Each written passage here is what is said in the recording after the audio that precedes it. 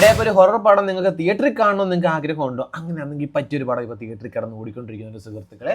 So ആ പടത്തിനെ കുറിച്ച് പറയാൻ വേണ്ടി വന്നതാണ്. അപ്പോൾ ഇതിനകത്ത് സ്റ്റോറി എന്തെന്ന് ചോദിച്ചാൽ ഇതിനകത്തുള്ള നമ്മുടെ നായകൻ ആക്ച്വലി ഒരു റൈറ്ററാണ്. അപ്പോൾ പുള്ളിക്കാരൻ ഒരു കഥയും കാര്യങ്ങളൊക്കെ എഴുതാൻ വേണ്ടിയിട്ട് ഒരു ഹോട്ടലിൽ റൂം എടുക്കുന്നുണ്ട്. അവിടെ വെച്ച് പുള്ളിക്കാരൻ ഒരു ആത്മഹത്യാ ശ്രമം നടത്തുന്നുണ്ട്. അപ്പോൾ ആത്മഹത്യയിൽ നിന്ന് പുള്ളിക്കാരനെ രക്ഷിക്കുന്നുണ്ട്. ബട്ട് ഒരു പോയിന്റ് എത്തുമ്പോഴത്തേക്ക് പുള്ളിക്കാരനെ രക്ഷിച്ച ഒരു പെൺകുട്ടിയെ ആ ഒരു സമയം മുതൽ കാണുന്നില്ല.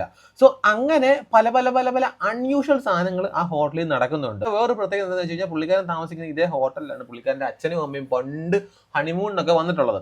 സോ ഈ ഹോട്ടലിൽ പല പല പല പല അൺയൂഷ്വൽ സാധനങ്ങളൊക്കെ നടക്കുന്നുണ്ടെന്ന് ഞാൻ പറഞ്ഞില്ല. അപ്പോൾ ഇത് എന്താണ്, ഏതാണ്, എങ്ങനെയൊക്കെയാണ് എന്നൊക്കെ ഉള്ളത് പുള്ളിക്കാരൻ കണ്ടുപിടിക്കാൻ ശ്രമം നടത്തുന്നുണ്ട്.